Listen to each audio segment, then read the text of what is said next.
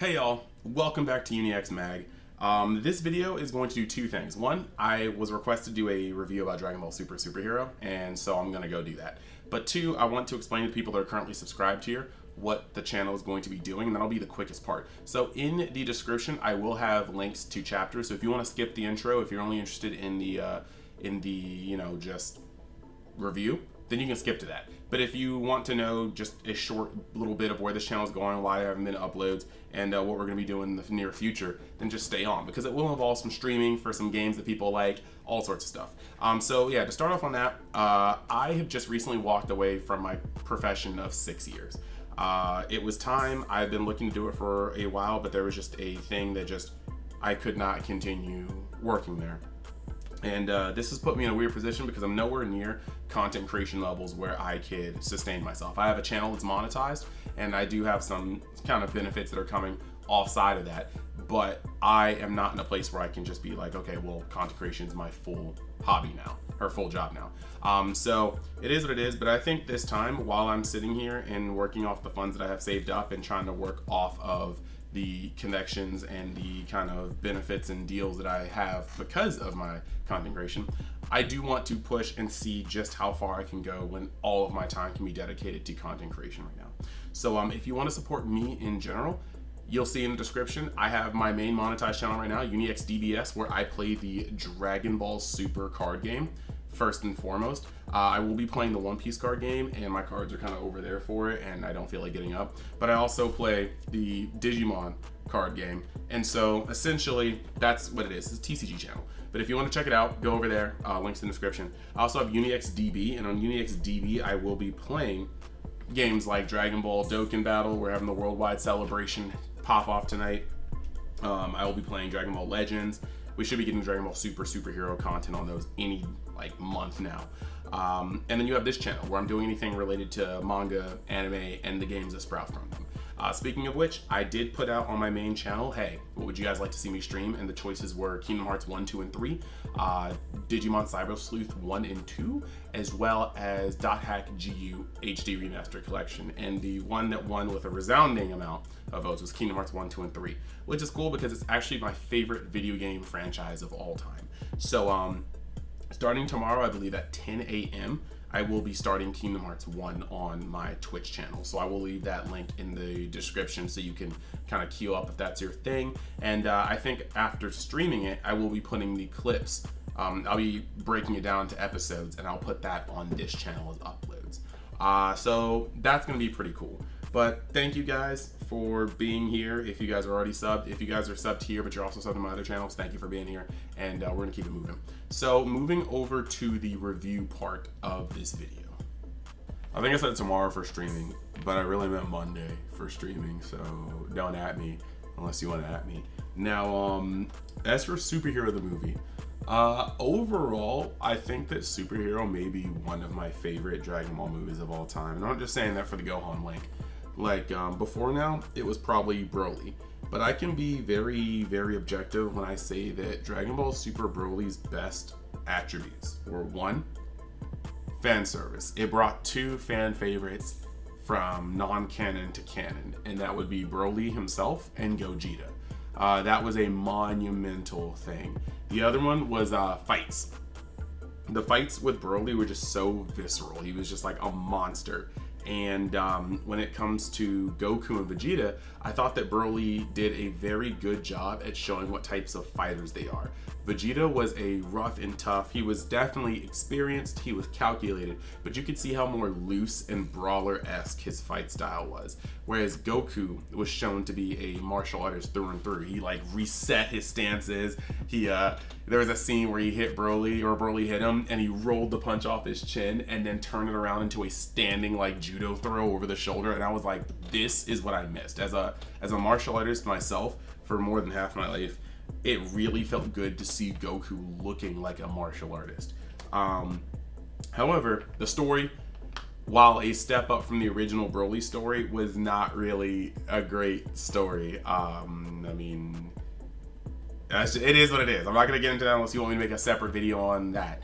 But when you go to Superhero, just from a plot standpoint, Superhero had a lot of stuff going for it. One, First and foremost, it was a classic Toriyama beat. Gohan was slacking as per usual, and Piccolo wants to get him into shape. Throw in a old series recurring favorite villain, the Red Ribbon Army, and Piccolo's goofy scheme to use Pan to get Gohan to be a fighter again. And then, of course, things spiral out of control, and it becomes a matter of which Gohan needs to get very serious along with Piccolo to work the thing. So, very funny. It was a gag story that turned serious, and that's actually like a Toriyama. That's very, very Toriyama. Now, when we move past that, the things I think this movie does is, like, it has a plot, and like I said, part of that plot is an ongoing joke that turns into a threat. The things I liked about this movie is exactly on the opposite spectrum of the Broly movie. This movie tried to incorporate as many of the fighters as possible. We got Krillin, we got 18, we got Goten, we got Gohan, we got some Bulma action. Pan was in there. We got Gohan and Piccolo being the focal parts of the movie. We got new people, Gamma 1, Gamma 2. This was great because too many of these stories now are just the Goku and Vegeta show and whoever they decide to pepper in who are new in the saga. So it was very refreshing to see like a Z fighter battle helmed by Gohan and Piccolo, and not just Vegeta and Goku coming in to just be, you know, ridiculous. So that was a very, very much so refreshing point. When it comes to the animation, I was already kind of a go on it. I'm not really just sitting here screaming about it not being hand-drawn 2D. I don't really care. As long as it doesn't look like butt cheeks, I'm fine. And it didn't look like butt cheeks. The conversational scenes, like, it was a lot better when it was dynamic. The fight scenes looked fine. They actually looked really good. It was more of the standing and talking scenes that sometimes looked a little jarring, and that's fine. That stuff they'll flesh out later. When it comes to the characters, the villains are generally some of the best parts of these arcs and movies, and when it comes to villains, this movie had a little bit lacking for it because Gamma 1 and Gamma 2 were never villains. They were misguided heroes. They thought that they were up against a threat that needed to be taken out, and when they learned that they thoroughly were not, that's when they heel turned. They changed sides. Cell Max was a conundrum in itself. It basically just kind of was weird, and I'll get into that. I mean, I guess if you want like a small timeline, if you've already seen the movie, you guys can already know. Exposition shows the Red Ribbon Army, the new Red Ribbon Army under the guise of Red Ribbon Pharmaceuticals, coming and recruiting Dr. Hito, who is the grandson of Dr. Gero, and he wants to make a new cell. But Dr. Hito has a superhero fetish, and he wants to make superheroes, but he will make Cell again because it's going to help him on his goal. Flash forward, you have Piccolo and Pan training, because that is what Piccolo does. He is ushering in this new generation. He has now successfully trained Gohan, Goten, Trunks, and Pan. It's just what he does. And Gohan is just studying. He's not really looking to be training. Meanwhile, on Beerus' planet, you have Goku, Vegeta, and Broly training. And one of the things I found funny is that we were all like, oh my gosh, we can't wait to see how Goku and Vegeta have been teaching Broly new things, maybe Whis too. But from what it seems, we didn't get to see a lot of Broly. He powered up, and he almost kirked out, and Goku told him to stop. And we find out very quick that Vegeta and Goku don't necessarily vibe with Broly, because Broly is still too uncontrollable, and they don't like training with him because he has a tendency to get out of hand and start messing stuff up. And that's actually really, really funny. So for all the people thinking that Broly is going to come back with God Key or something, that's not happening. Not right now, at least, because Broly is still a little too far out, and the main characters are not they're not really vibing with it. Even Whis is kind of like, yeah, that's true, when Goku explains why he doesn't want to train with Broly. So we got this barehanded one-on-one fight with Goku and Vegeta, and it just seems like it's gonna go brazy. That's pretty cool. So moving past then, you got Piccolo talking to Pan, and you have the basic beat of the movie being played out. Pan asks if there was really ever a time where Gohan was the strongest, and Piccolo says yes. If he trained, he probably still would be. And then you have the Gammas attacking Piccolo once Pan goes off to school. This gets Piccolo to be like, hey, look, I gotta investigate. And when he does investigate and infiltrates the new Red Ribbon Army base, he does find out that Cell Max is being created. This prompts him to talk to Bulma. Bulma tries to talk to Goku and Vegeta, but Goku and Vegeta are training, and because Whis and Beerus are eating ice cream and have thrown an ice cream box over Whis' staff, they cannot contact Goku or Vegeta to come back. So they are out of the picture, and it is up to Goku, or is up to Gohan and Piccolo to essentially sort stuff out. At first, mostly Piccolo. So Piccolo wants Gohan to get back in the game, and so he devises he kind of piggybacks off of the Red Ribbon Army's plan to kidnap Pan, but he's like, this is going to be exactly what Gohan needs to get back in shape. I'm going to do this. And he does. That's the gag. But Gohan ends up going over to face Gamma, and he starts off in base form, which is not enough. He goes Super Saiyan, which looks like he's starting to pick it up, but Gamma 1 just waxes that ass. And then Piccolo ends up picking up Pan and having her cry out for her dad, which causes Gohan to go into his rage boost, and he hits Ultimate again. Starts really getting the one hand up on Gamma. And then Piccolo, meanwhile, faces off against Gamma 2, powering up into his new form given to him by having his potential unleashed by the Dragon Balls, which, by the way, I don't mind. Lots of people are saying that they hate the fact that Piccolo wished for more power, but you know what? Yes, it's gimmicky. Yes, we just saw it in the Granola arc, and so it feels like we've seen it too many times in this small span of time. However, if there's anybody that I can give a pass on for wishing the dragon to give them more power, it's Piccolo. Y'all realize that Piccolo has had no breaks off since he was born. He trains every single day, meditates in the morning, trains children, trains some more. It's all he does. But for some reason, we're just okay with him capping out in the Cell arc. I don't think that's fair. So for Piccolo to wish for a new power-up, I think is absolutely fine because Piccolo deserves it. He's always training. Now, Piccolo at first is getting his butt kicked in his yellow Piccolo form, like his Piccolo potential unleashed. He's getting destroyed. But he powers up into Orange Piccolo, Chadcolo, whatever you want to call it, and Giga Chadcolo. And he ends up destroying Gamma 2. And seeing that Gamma 2 was like low diffing Piccolo before the Orange Piccolo transformation, I would say this puts Orange Piccolo in a stratosphere of its own, because Gamma 1 and Gamma 2 were noted to be apparently on the level of Goku and Vegeta, which I'm going to get into a little later. There's something that starts to bother me with these movies coming out. But yeah, so Orange Piccolo floors him. And then in Dragon Ball fashion, after we see Gamma destroy Piccolo and Gamma 2 destroys Piccolo, Gamma 1 is holding his own Ultimate Gohan, so to speak.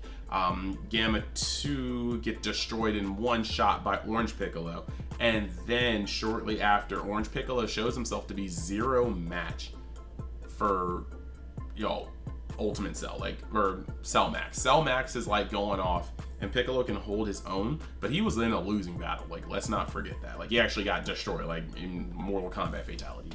And this, there's a lot of stuff that happens in between here. 18 and Krillin join in, and this is more of just like a Z Fighter. It's not like they're doing massive damage, but they're going in. Krillin had his moment to shine where he destructive disc Cell in the face to stop him from grabbing 18, and then he comes in solar flares. Gamma 1 and Gamma 2 look kind of like non-factors in this fight, but Gamma 2 puts on his bad boy cape and he goes up into the space like the stratosphere. He charges up, he comes down and gives us one of the most aesthetically pleasing scenes of the movie. He just comes down and he just blows up on Cell. He dive bombs him, and there was this cool moment.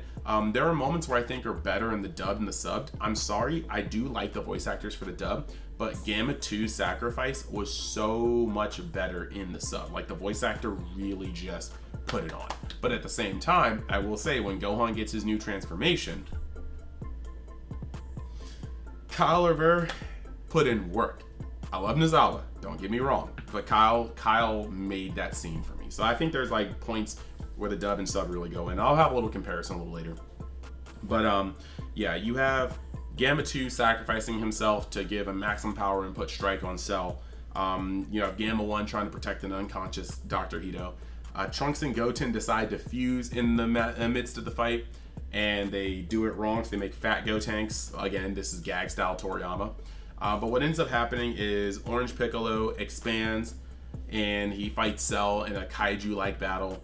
And then after he fights Cell, he ends up trying to fight him until he gets bodied, gets destroyed, and seeing Piccolo die again, causes Gohan to snap and hit Gohan Beast, or Son Gohan Beast, or Beast Gohan, however you want to interpret the translation. But it's a crazy, crazy form where he has red eyes. His skin kind of looks pale, but Gohan already kind of had pale skin. His aura is very bright, so it could be that. But he has very tall Super Saiyan 2-esque white hair. And I think this is like really, really, really crazy. Now, people have been having a problem with the hair's ratio, but in all honesty, I think it's just very reminiscent of Super Saiyan 2. Super Saiyan 2 Gohan's, like Team Gohan's hair was the size of his entire torso and head combined. And this is still true with this, just that Gohan has a much longer torso right now. So the hair is still proportional. It's just, it doesn't look as good on a full grown up body than it is a team. So it is what it is. But he's very powerful. He tanks a punch to the chest from Cell Max, and it doesn't even break his aura. It just like, it causes like a shockwave behind him, and Gohan doesn't even budge in midair. And then he ends up kicking him, and Cell Max flies back, and Gohan charges up a special beam cannon. Cell Max charges up a blast and throws it. Gohan pierces the special beam cannon, and as Piccolo holds Cell Max down, he also ends up piercing Cell Max's weak spot with his special beam cannon. Kills him, blows up, they all fly away, saved. Pan is able to fly at the end, which she was really stressed about not being able to do, and she has to show it off to everybody. Final moments of the movie, Goten and Trunks fuse perfectly, and we don't see it because Toriyama's a troll like that. And it's just like a really, really, really good movie. That's just generally like my spoiler talk about it. There's been enough of these videos, and the movie is out in both subbed and dubbed, so you should go see it. But now we're going to talk about my personal thoughts about the movie.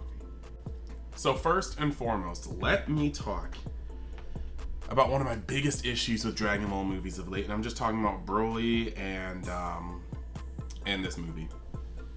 It's almost like they don't want us to be able to scale these forms. And when I say this, when I say they don't want us to be able to scale these forms, what I mean is, we had the Broly movie, and I get it, Super Saiyan Blue Evolution was more of an anime only thing, but Ultra Instinct was definitively Goku's new form. We did not see Ultra Instinct versus Broly.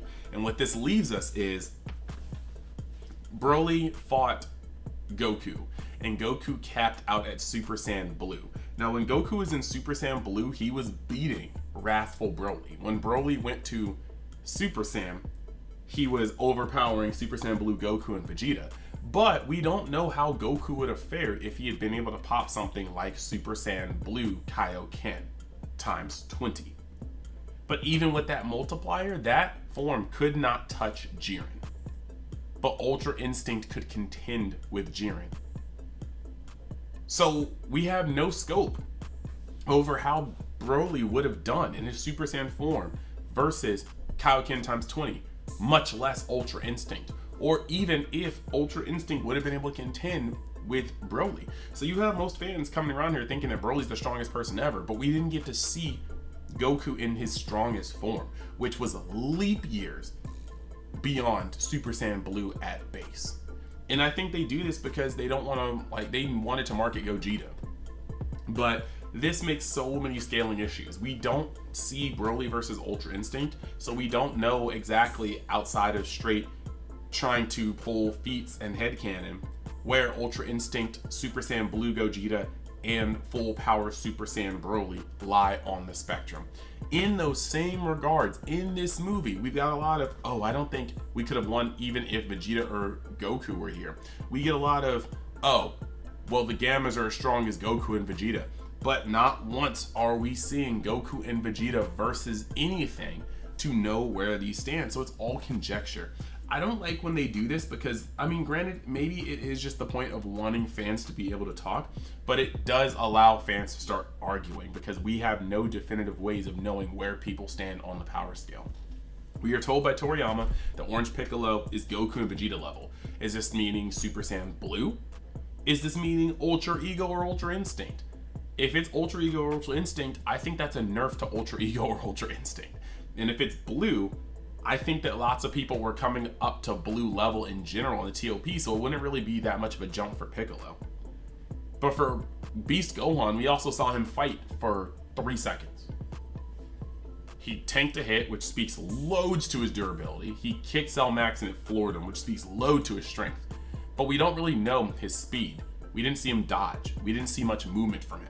We saw the special beam cannon go crazy, and so we already knew Gohan was a key monster. That's never been like something that we had to worry about. But in that regard, it is a very weird space to be in, not being able to go head to head with any of these transformations. Past that, I think that this movie did give some fan service. If you're a Piccolo or Gohan fan, you ate. If you're a Pan fan, you ate.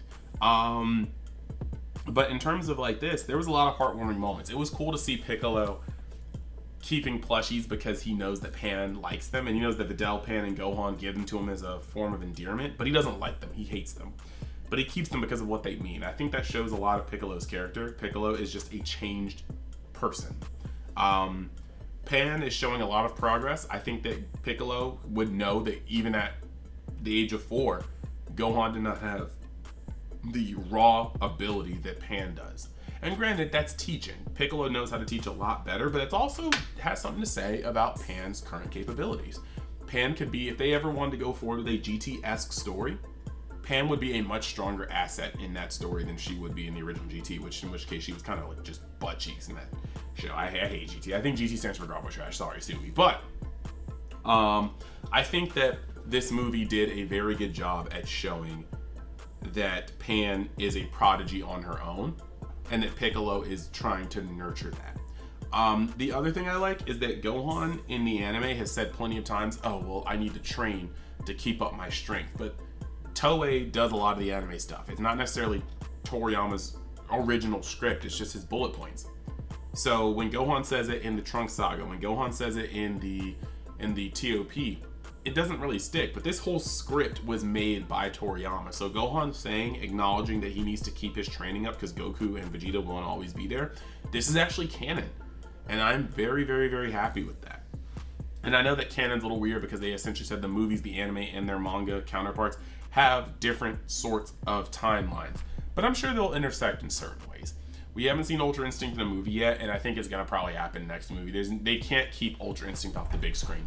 Even though Ultra Instinct is officially old now, with the first time we see Ultra Instinct in a movie budget production, we're going to flip. So they have to do it at some point. And if there's a thing where we see Ultra Ego, Ultra Instinct, Gohan, Beast, and Orange Piccolo on the same screen, we are going to throw money at it. So it's only a matter of time until they cash in that cash cow, and they will cash in on that cash cow because cashing in the cash cow is what you do to make more cash. I'm gonna say it one more time for people in the back.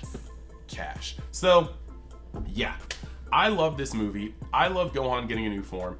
One thing I'm a little afraid about is that while Goku and Vegeta were able to tap into Super Saiyan 2 at will eventually, Gohan has always had trouble tapping into it, if you notice. He tapped into it through his mental breakdown in the Cell Saga. He re-tapped back into it after Goku had died, and didn't like it was a struggle, but that was also Gohan re-tapping into that sorrow, that sadness, that anger. He hit it at the World Tournament after watching Videl get ragdolled. He hit it again, I think, against Deborah, not quite sure. I think it was actually kind of more Super Saiyan versus Deborah. But then he definitely hit it again when he fought against Boo, and he was like, I won't sit by and let my friends get hurt anymore, and he powered up like that King Kong pose in his black jumpsuit, and he fired the Kamehameha, and he got immediately destroyed by Boo. He hit Super Saiyan 2 again, training against Piccolo, and that was probably the easiest form we saw it in. He just powered up into it like bang, and then like that was cool. Like Piccolo was like, oh, you have more than that, and he powered into it again. He didn't hit it in this movie. It looked like he went from base to Super Saiyan to Ultimate. I think that because it's rage based and Gohan is an emotional softie, it means that it's harder for him to hit. Now that's just my kind of headcanon on that one, but Beast seems like an extension of that snappage. And so I'm wondering how easy it's going to be for Gohan to master Beast. If it's going to have to be something he can get into, I hope he trains and is able to forcibly go into Beast, because that would be great. If we had a Black Frieza arc and it turned into a 4-way fight, I would be all for that. I just need to see it. Like, if it was all the Saiyans, like Broly, Vegeta, Goku, and Gohan versus Black Frieza. Well, that way you could still keep Black Frieza as top dog status without nerfing him, but you could show off the absolute limits of the Saiyans' powers because it's a 4v1 and they need that much power to even contend with Golden Frieza or Black Frieza. So I think that's pretty cool. I pretty much covered what I think. I think this movie is a better movie than Broly in terms of being a movie, but I think Broly had more wow moments that we cared about. So Yeah, I think that's actually where it's going to be on that one.